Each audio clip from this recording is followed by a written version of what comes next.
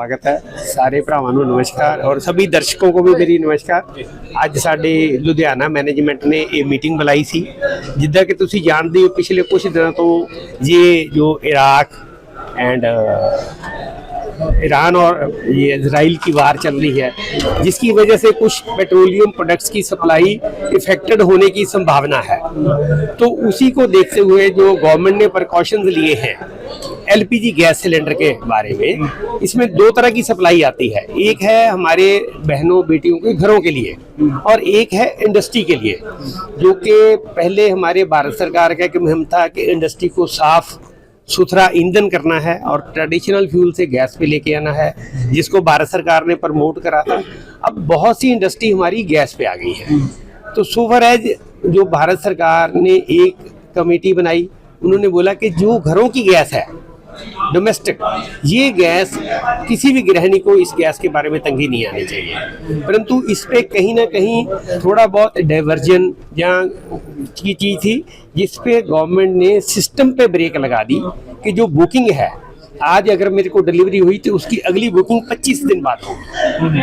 और उसी सिस्टम को अपग्रेड करते हुए लोगों को लग रहा है कि शायद गैस बंद हो गई है। गैस बंद नहीं हुई, गैस की सप्लाई जो है पीछे से थोड़ी सी रेगुलेट की गई है, जिसमें बुकिंग भी रेगुलेट कर देती और डिलीवरी भी रेगुलेट कर देती। जी बुकिंग है वो मोबाइल ऐप से और इंडियन ऑयल वन ऐप से या भारत पेट्रोलियम के सिस्टम से होनी है, और जो डिलीवरी है वो डीएसी कोड जिसको बोलते हैं, जैसे आप बैंक में पैसा निकालते हैं ओटीपी कोड से है। परंतु इसमें समस्या ये आ रही है कि जो बहुत सारे लोग जिनके पास छोटा फोन है, लेबर क्लास है, जिनको पढ़ना ही नहीं आता, या जो जिनकी माताएं बहनें बच्चे बाहर रहते हैं, वो मोबाइल नहीं चला पाती, ना तो उनसे बुकिंग हो पा रही है और ना ही वो गैस की डिलीवरी प्राप्त करने में सक्षम हो रहे हैं, जिसकी वजह से वो रश कर रहे हैं गैस एजेंसियों पे और जिसकी वजह से थोड़ा सा पैनिक भी क्रिएट हो रहा है। आपकी मीटिंग हुई है जो एडीसी साहब मैम से, तो क्या बात हुई है? तो उन्होंने बोला कि हम यही जो तीनों ऑयल कंपनियों की मीटिंग बुलाएंगे और जहाँ भी कोई बॉटल नेक आएगा हमारे लुधियाना शहर वासियों को गैस की सप्लाई के लिए, उसके लिए वो एचपीसी, भारत पेट्रोलियम और इंडियन ऑयल उनसे रेगुलेट करके लुधियाना की सप्लाई को बरकरार रखेंगे। जी, और कमर्शियल सिलेंडर बंद कर दिया गया है, तो उसके लिए कुछ कमर्शियल सिलेंडर के लिए पूरा भारत सरकार ने तीनों ऑयल कंपनियों का एक कमेटी बना दी गई है। उस कमेटी का ईमेल आईडी सबको प्रसारित कर दिया गया है। जिस भी बंदे को गैस की जरूरत हो, जितनी भी चाहिए, वो अपनी फैक्ट्री की कंडीशन लिख रहा है और कितना उसको मंथली पिछला कंजम्पशन था उसका 1 साल का एवरेज कंजम्पशन के हिसाब से वो अभी इसको रेगुलेट करेंगे कि किसको कितनी सप्लाई किस ऑयल कंपनी से जाएगी। तो फिलहाल सिचुएशन क्या है, अभी अंडर कंट्रोल है? आज का जो सोल्यूशन है वो कमर्शियल सप्लाई आज बिल्कुल नहीं है, कहीं भी पिछले 2 दिन से नहीं आ रही। इसमें सिर्फ ऑयल कंपनी ने या भारत सरकार ने कह सकते हैं इसेंशियल सर्विसेज, जिसमें हॉस्पिटल और हमारे एजुकेशन इंस्टीट्यूशन है, उनसे वो लेटर लिख के ले रहे हैं और उनकी कंजम्पशन के हिसाब से जो कमर्शियल की सप्लाई उन्हीं को रिलीज कर रहे हैं। तो अभी आप कितने मेंबर्स अब आपके शामिल हुए मीटिंग में? हमारे लुधियाना के 80% जो गैस डीलर थे और इसके साथ पेट्रोलियम डीलर एसोसिएशन के प्रधान और उनके चारों अहदेदार सभी शामिल थे। जो अपनी ईरान ते इजराइल दी वॉर ਜਾਂ ਦੇ ਵਿੱਚ ਜੋ ਕੋਈ ਗੈਸ ਦੀ ਪਰੇਸ਼ਾਨੀ ਜੋ ਮੀਡੀਆ 'ਚ ਦੇਖਣ ਨੂੰ ਮਿਲੀ ਹੈ, ਉਹ ਅਸਲ ਦੇ ਵਿੱਚ ਉਦਾਂ ਦੀ ਕੋਈ ਪਰੇਸ਼ਾਨੀ ਹੈ ਨਹੀਂ ਹੈ ਤੇ ਉਹਨੂੰ ਮਤਲਬ ਦੱਸਣ ਵਾਸਤੇ ਅਸੀਂ ਇੱਥੇ ਆਏ ਸੀਗੇ, ਬੁਲਾਇਆ ਗਿਆ ਸੀ ਵੀ ਕੋਈ ਪੈਨਿਕ ਨਹੀਂ ਹੈ, ਉਹ ਕੋਈ ਪੈਨਿਕ ਇਦਾਂ ਦਾ ਹੈ ਨਹੀਂ। ਮੇਨ ਕੋਈ ਪ੍ਰੋਬਲਮ ਨਹੀਂ ਆ ਰਹੀ, ਜੋ ਇੰਡਸਟਰੀ ਦੀ ਥੋੜੀ ਜਿਹੀ ਦਿੱਕਤ ਆ ਰਹੀ ਆ ਉਹ ਮੇਰੇ ਖਿਆਲ ਹੋ ਜੂਗੀ ਜਲਦੀ ਤੋਂ ਜਲਦੀ ਸੋਲਵ।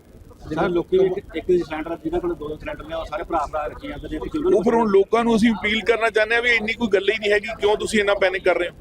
ਉਹ ਮੇਰੇ ਖਿਆਲ ਜਿਹੜਾ ਆਪਾਂ ਦੀ ਆਦਤ ਹੈ ਵੀ ਜੇ ਮੰਨ ਲਓ ਡੀਜ਼ਲ ਪੈਟਰੋਲ ਕਿਤੇ ਨਹੀਂ ਮਿਲਦਾ ਤਾਂ 10-20 ਲੀਟਰ ਬਣਾ ਲਓ, ਕੋਈ ਸ਼ਾਇਦ ਇਹ ਮਹੀਨੇ ਨਹੀਂ ਕੰਮ ਆਉਂਦਾ, ਅਗਲੇ ਮਹੀਨੇ ਕੰਮ ਆਉਂਦਾ। ਵੀ ਆਪਾਂ ਨੂੰ ਦੇਖਣਾ ਚਾਹੀਦਾ, ਜਿਹਦੇ ਕੋਲ ਨਹੀਂ ਹੈਗਾ ਉਹਨੂੰ ਮਿਲਣਾ ਚਾਹੀਦਾ, ਜੇ ਸਟੋਰ ਕਰਨ ਵਾਲਾ ਆਪਣਾ ਥੋੜਾ ਜਿਹਾ ਖਿਆਲ ਰੱਖਣਾ। सिलेंडर बंद कर दिता गया दोबारा 25 ਦਿਨਾਂ ਬਾਅਦ कमर्शियल सिलेंडर बंद किया गया। ਕਮਰਸ਼ੀਅਲ ਸਿਲੰਡਰ ਕੁਝ ਬੰਦ ਕੀਤਾ ਗਿਆ ਵੀ ਪਹਿਲਾਂ ਡੋਮੈਸਟਿਕ ਸਿਲੰਡਰ ਘਰੇਲੂ ਸਿਲੰਡਰ ਨੂੰ ਆਪਾਂ ਪ੍ਰਾਇੋਰਟੀ ਦਈਏ ਤੇ ਕਮਰਸ਼ੀਅਲ ਬਾਰੇ ਵੀ ਕੋਈ ਫੈਸਲਾ ਆ ਜਾਊਗਾ। ਕੋਈ ਏਡੀ ਖਾਸ ਗੱਲ ਨਹੀਂ ਹੈ। ਪਬਲਿਕ ਨੂੰ ਅਪੀਲ ਕੀ ਕਰਨਾ ਚਾਹੁੰਦੇ ਜਿਹੜੇ ਪਬਲਿਕ ਨੂੰ ਇਹੀ ਅਪੀਲ ਕਰਨਾ ਚਾਹੁੰਦਾ, ਕੋਈ ਪੈਨਿਕ ਦੀ ਜ਼ਰੂਰਤ ਨਹੀਂ ਹੈ, ਸਿਲੰਡਰ ਆਰਾਮ ਨਾਲ ਮਿਲ ਰਿਹਾ, ਮਿਲੂਗਾ ਵੀ। ਕੋਈ ਇਹੋ ਜਿਹਾ ਇਸ਼ੂ ਨਹੀਂ ਹੈ। 25 ਦਿਨ ਦੀ ਬੁਕਿੰਗ ਕਰੀ ਹੈ। ਪ੍ਰੈਸ਼ਰ ਥੋੜਾ ਜਿਹਾ ਟੈਕਨੀਕਲ ਪ੍ਰੋਬਲਮ ਸੀਗੀ, ਉਹਦੇ ਵਿੱਚ ਇੱਕ ਨਵਾਂ ਇੰਡੀਅਨ ਆਇਲ 1 ਐਪ ਹੈ, ਉਹ ਤੇ ਆਪਣੀ ਬੁਕਿੰਗ ਕਰਾਉਣ। ਕੋਈ ਕਿਸੇ ਤਰ੍ਹਾਂ ਦੀ ਕੋਈ ਪਰੇਸ਼ਾਨੀ ਨਹੀਂ। ਜਿਵੇਂ ਸਿਲੰਡਰ ਮਹਿੰਗਾ ਵੇਚ ਰਹੇ ਕਈ ਬੰਦੇ, ਕੋਈ ਮਹਿੰਗਾ ਨਹੀਂ ਵੇਚ ਰਿਹਾ। ਜੇ ਮਹਿੰਗਾ ਵੇਚ ਰਿਹਾ ਉਹ ਆਪਣਾ ਧਿਆਨ ਰੱਖਣ, ਕਾਪੀ ਦੇ ਉੱਤੇ ਜੋ ਰੇਟ ਹੈ ਉਹ ਰੇਟ ਦੇ ਹਿਸਾਬ ਨਾਲ ਦੇਣ। ਉਹਨਾਂ ਕੋਲ ਮੈਸੇਜ ਜਾਂਦਾ 3 ਵਾਰ ਵੀ ਤੁਹਾਡੀ ਬੁਕਿੰਗ ਹੋ ਗਈ ਆ, ਤੁਹਾਨੂੰ ਇੰਨੇ ਪੈਸੇ ਤਿਆਰ ਰੱਖਿਓ, ਤੇ ਇੰਨੇ ਤੁਹਾਡੇ ਕੋਲ ਡਿਲੀਵਰੀ ਮੈਨ 2 ਦਿਨ ਨੂੰ ਆਊਗਾ, 3 ਦਿਨ ਨੂੰ ਆਊਗਾ, ਜੋ ਵੀ ਹੈ। ਸਾਰੇ ਜੀ ਦੱਸੋ ਕਹਿੰਦੇ ਜਿਹੜਾ 20 ਰੁਪਏ ਐਕਸਟਰਾ ਨਾਲ ਲੈ ਕੇ ਆਉਂਦੇ ਨੇ, ਕੋਈ ਲੈਣਾ ਚਾਹੀਦਾ ਨਾ ਨਹੀਂ ਚਾਹੀਦਾ? ਨਹੀਂ, ਉਹ ਆਪਣੀ ਇੱਕ ਕਹਿੰਦੇ ਵੀ ਸਾਡੇ ਵੱਲੋਂ ਕੋਈ ਉਹੋ ਜਿਹਾ ਰਿਕਮੈਂਡੇਸ਼ਨ ਨਹੀਂ ਹੈ। ਉਹ ਆਦਤ ਹੈ ਆਪਣੇ ਸੱਜਣਾ ਸਾਰੇ ਮਿੱਤਰਾਂ ਦੀ, ਜੇ ਆਪਾਂ ਹੋਟਲ 'ਚ ਵੀ ਰੋਟੀ ਖਾਣ ਚਲੇ ਨਾ 20 ਰੁਪਏ ਦੇ ਦਿੰਦੇ ਆ, ਜੇ ਬੰਦਾ ਪਿਆਰ ਨਾਲ 2 ਵਾਰ ਬੁਲਾ ਲੈਂਦਾ।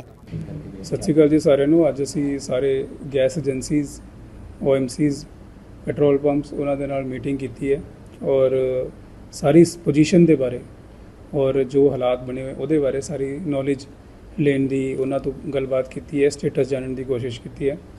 ਔਰ ਮੈਂ ਬਿਲਕੁਲ ਤਸੱਲੀ ਦੇ ਨਾਲ ਸਾਰੇ ਲੁਧਿਆਣਾ ਵਾਸੀਆਂ ਨੂੰ ਬਿਲਕੁਲ ਨਿਸ਼ਚਿੰਤ ਕਰਨਾ ਚਾਹੁੰਦਾ ਕਿ ਸਾਡੇ ਕੋਲ ਕੋਈ ਵੀ ਕਿਸੇ ਵੀ ਤਰੀਕੇ ਦੀ ਡੋਮੈਸਟਿਕ ਗੈਸ ਦੀ ਕੋਈ ਕਮੀ ਨਹੀਂ ਹੈ। ਰਿਊਮਰਸ ਤੇ ਤੁਸੀਂ ਬਿਲਕੁਲ ਬਿਲੀਵ ਨਾ ਕਰੋ।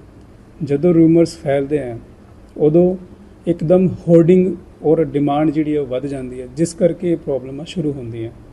ਪਰ ਸਾਡੇ ਕੋਲ ਲੁਧਿਆਣਾ ਦੇ ਵਿੱਚ ਐਡਿਕੁਏਟ ਸਪਲਾਈ ਚੇਨ ਮੌਜੂਦ ਹੈ ਔਰ ਹਰ ਇੱਕ ਕੁਆਂਟੀਟੀ ਦੇ ਵਿੱਚ, ਜਿੰਨੀ ਵੀ ਐਡਿਕੁਏਟ ਕੁਆਂਟੀਟੀ ਦੇ ਵਿੱਚ ਸਪਲਾਈ ਮੌਜੂਦ ਹੈ। ਮੇਰੀ ਸਾਰਿਆਂ ਨੂੰ ਬੇਨਤੀ ਹੈ ਕਿ ਪਲੀਜ਼ ਕੋਈ ਵੀ ਪੈਨਿਕ ਕਰਨ ਦੀ ਲੋੜ ਨਹੀਂ ਹੈ। ਥੋੜੀ ਬਹੁਤੀ ਕਮਰਸ਼ੀਅਲ ਦੀ ਅਸੀਂ ਕੱਟ ਲਗਾਇਆ, ਜੋ ਬਿਲਕੁਲ ਬੇਸਿਕ ਕਮਰਸ਼ੀਅਲ ਤੇ ਕੱਟ ਲਗਾਇਆ ਜੋ 20%। ਬਾਕੀ ਜਿਹੜਾ ਹੈਗਾ ਬਿਲਕੁਲ ਐਜ਼ ਇਟ ਇਜ਼ ਨੋਰਮਲ ਹੈ ਔਰ ਐਡਿਕੁਏਟ ਕੁਆਂਟੀਟੀ ਦੇ ਵਿੱਚ ਸਾਰਾ ਸਟਾਕ ਮੌਜੂਦ ਹੈ, ਭਾਵੇਂ वो डीजल हो, पेट्रोल हो या डोमेस्टिक गैस हो। सर, एक बुकिंग को लेकर के आ रही है। देखो, मैं वही कहना चाहता कि कुछ इदां दी ਰਿਊਮਰਸ ਫੈਲਾ ਦਿੱਤੀ ਗਈ ਹੈ ਵੀ ਗੈਸ ਦੀ ਸ਼ਾਰਟੇਜ ਹੋ ਗਈ ਹੈ, ਪਰ ਇਦਾਂ ਦੀ ਬਿਲਕੁਲ ਰਿਊਮਰਸ ਤੇ ਬਿਲੀਵ ਨਾ ਕਰੋ। ਔਰ ਮੇਰੀ ਸਾਰਿਆਂ ਨੂੰ ਦੁਬਾਰਾ ਤੋਂ ਮੁੜ ਬੇਨਤੀ ਹੈ ਕਿ ਜੇ ਇਦਾਂ ਦੀ ਰਿਊਮਰਸ ਫੈਲਦੀ ਹੈ ਔਰ ਇਦਾਂ ਦੀ ਜਦੋਂ ਆਪਾਂ ਆਰਟੀਫੀਸ਼ੀਅਲੀ ਡਿਮਾਂਡ ਨੂੰ ਹਾਈਕ ਕਰਦੇ ਹਾਂ ਤਾਂ ਪ੍ਰੋਬਲਮਸ ਕ੍ਰੀਏਟ ਹੋਣੀ ਸ਼ੁਰੂ ਹੋ ਜਾਂਦੀ ਹੈ। ਇਸ ਕਰਕੇ ਮੇਰੀ ਸਾਰਿਆਂ ਨੂੰ ਬੇਨਤੀ ਹੈ ਬਿਲਕੁਲ ਨਿਸ਼ਚਿੰਤ ਰਹੋ।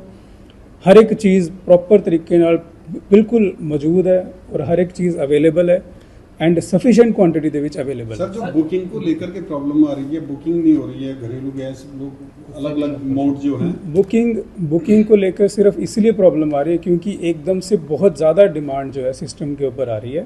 इसलिए आप बिल्कुल शांति रखें, तरीके से आप जो जैसे नॉर्मल तरीके से पहले बुकिंग करते थे वैसे कीजिए। और आज गैस एजेंसीज को भी डायरेक्शन दी गई है कि जैसे उनकी बुकिंग होती थी कि भी इस घर उनको भी एक आइडिया होता है कि इतने दिनों बाद सिलेंडर जो है रिफ़िल होता है, तो वो जो है अपना प्रॉपर तरीके से सप्लाई चेन मेंटेन रखें और उनके पास एडिक्वेट क्वांटिटी में एडिक्वेट सप्लाई जो है मौजूद है। सर, ह्यूमर फैलाने वालों पे कोई कानूनी कार्रवाई की कुछ इस तरह की व्यवस्था कुछ और? अगर हमें किसी भी तरीके से पता लगता है कि किसी ऑथेंटिक सोर्स से कोई भी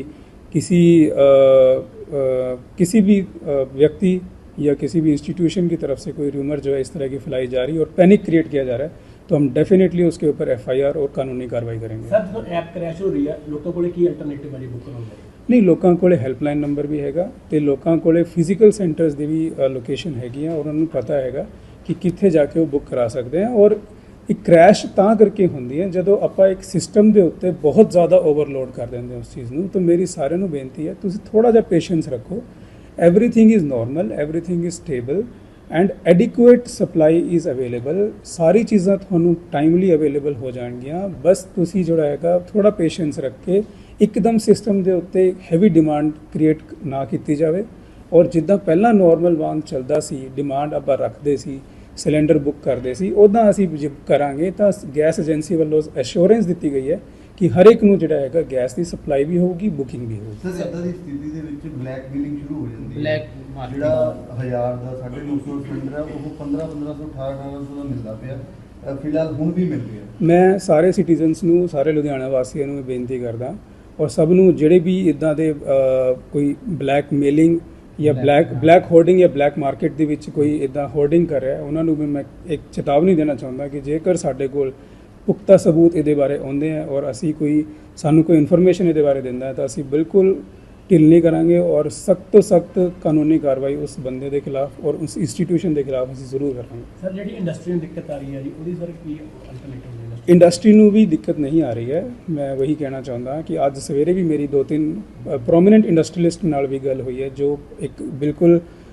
ਗੈਸ ਜਿਹੜੀ ਹੈਗੀ ਯੂਜ਼ ਕਰਦੇ ਆ ਕਟਿੰਗ ਦੇ ਵਿੱਚ, ਬਟ ਉਹਨਾਂ ਨੂੰ ਵੀ ਪ੍ਰੋਬਲਮ ਨਹੀਂ ਆ ਰਹੀ ਹੈ ਕਿਉਂਕਿ ਉਹਨਾਂ ਦੇ ਕੋਲ ਪ੍ਰੋਪਰ ਸਪਲਾਈ ਚੇਨ ਮੇਨਟੇਨਡ ਹੈ। ਸਿਰਫ ਕਮਰਸ਼ੀਅਲ ਸਿਲੰਡਰਸ ਤੇ 20% ਦਾ ਕੱਟ ਲਗਾਇਆ ਗਿਆ, ਦੈਟਸ ਇਟ। ਔਰ ਉਹ ਵੀ ਟੈਂਪਰੇਰੀ ਹੈ, ਉਹ ਵੀ ਰਿਸਟੋਰ ਹੋ ਜਾਏਗਾ। ਉਹ ਮੈਂ ਡੇਟਾ ਆਪ ਜੀ ਨੂੰ ਦੇ ਦੂੰਗਾ ਕਿੰਨੀ ਕੰਜ਼ੰਪਸ਼ਨ।